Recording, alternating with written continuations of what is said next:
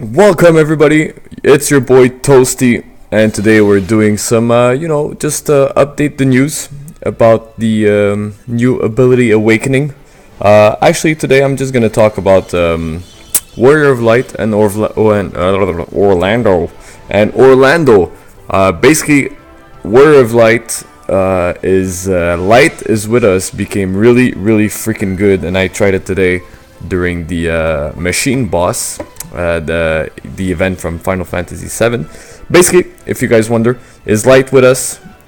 He's gonna protect the whole team, so he's gonna tank all the damage.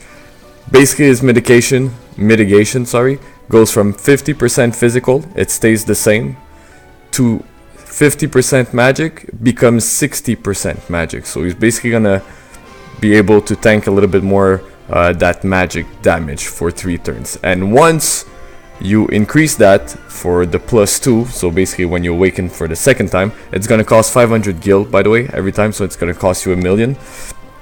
Once you do it the second time, his chance to protect all allies from physical damage becomes 75% instead of 50%. So now he has 75% chance of jumping in front of all the attacks and just tank it like a boss. And basically the 60% magic becomes 70%. He still mitigates the physical damage by 50%, but now he's able to mitigate a lot more magic damage. And just the fact that he's able to protect all allies by 75%, that's extremely big, because now he's basically always going to be tanking every single turn. His second skill, Brave Presence, once you increase, it's basically the chance of him provoking, so he provokes for 100%. Basically the 100% provoke for 1 turn becomes 2 turns, and once you awaken it a second time, the 100% provoke becomes 3 turns. So now he's a 3-turn 100% provoke tank, which is amazing, because he's going to be able to just, provoke, and you're going to be able to, let's say, provoke and then arms eraser the next turn, or lower the defense or spirit of the boss or enemy that you're fighting. So that's really good. And these abilities are basically 250,000 gil each, so for 500,000 you're going to be able to boost them up. Then his last one, basically Hope.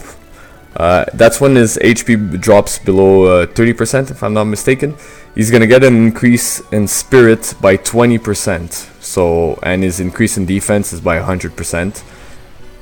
And once you awaken that for a second time, he basically gets an extra buff of 150% defense and 150%, spirit. So now he's able to tank a lot more damage when he's below that 30% threshold, which is freaking amazing, because once you cast Light is with us, you provoke, then he gets hit, bang, his HP goes below 30%, he's able to take a little bit more damage, and chances are, if you have mechanical art on him or just his passive kicks in, he's going to be able to go back to, let's say, half HP. So he's gonna be really freaking good. So if you guys don't have Willem, he becomes even better. So it's not too expensive. The last one is 500 gils too, so they're not super expensive, but they're really useful. I did the Light is with us because that thing is freaking amazing.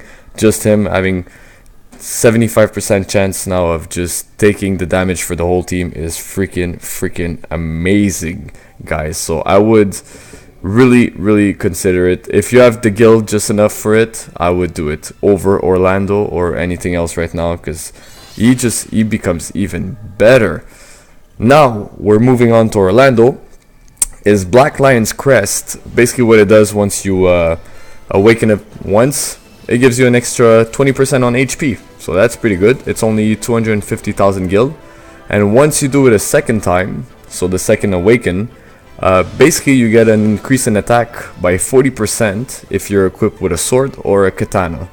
So really good also. You know what, for an extra 250,000 gils, so let's say 500 total, you get an extra 20% in HP and an extra 40% in attack, which is really good. Divine Ruination, basically what it does, the original, once you have it normal, it's a 2 times 2 times multiplier with ignore defense 50% to one enemy, and everybody knows it decreases light resistance by 50%. This one, once you awaken him once, the 2 times multiplier becomes 2.3 times multiplier. The rest stays the same, and it's 1,000,000 gil to awaken, so that's really expensive.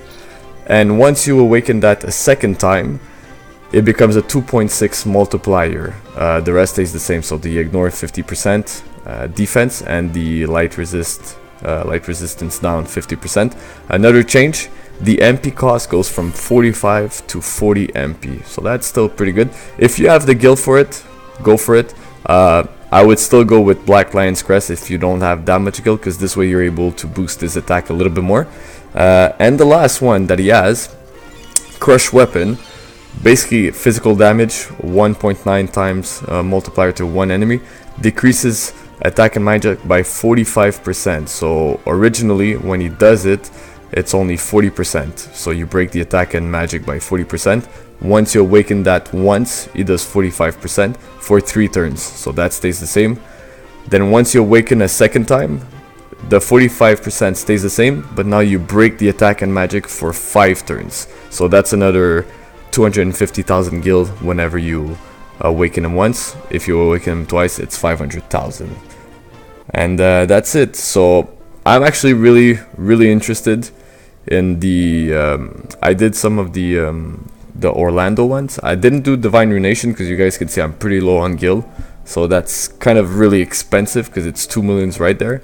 I focused on the Warrior of Light because, you know, damage dealers are really good, but what's gonna make a big difference in fights, it's if you're able to last the whole fight. Warrior of Light becomes that much better with the ability Awaken. I would strongly suggest you guys, if you have him and you're having some hard times with some bosses and everything, just focus your gil on him and your ability crysts on him, because he becomes that much better, guys.